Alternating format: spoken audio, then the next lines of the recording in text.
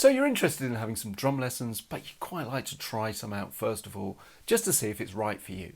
Well, that's a perfectly reasonable thing to ask, and it's exactly why I offer taster lessons. So what happens at a taster lesson?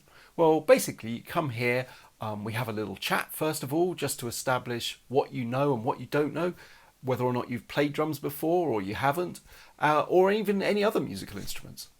Then what I'll do is I'll introduce you to the drum kit behind me here, and I'll just talk you through the basics of that. I'll show you how to hold some drumsticks, and then we'll start playing through some really simple but actually quite important ideas on the snare drum. Usually what we start off with is just a simple right, left kind of a pattern, and I put on a metronome and we try and get you playing along to that.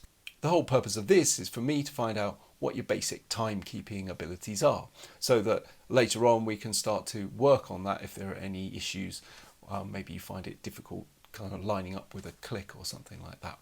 Once we've done those sorts of exercises, if there's time at the end, because half an hour flies by, I'll get you playing some other parts of the drum kit. So we might move on to the hi-hat and the bass drum, bring those in and try getting you to play a really standard basic beat.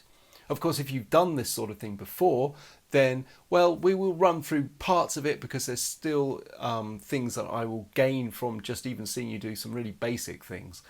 But we can talk about the sort of more advanced directions you'd quite like to go in. Hopefully then I'll have you back here and you'll be one of my students, and I'll be helping you along your way to becoming a really great drummer. So hope to hear from you soon.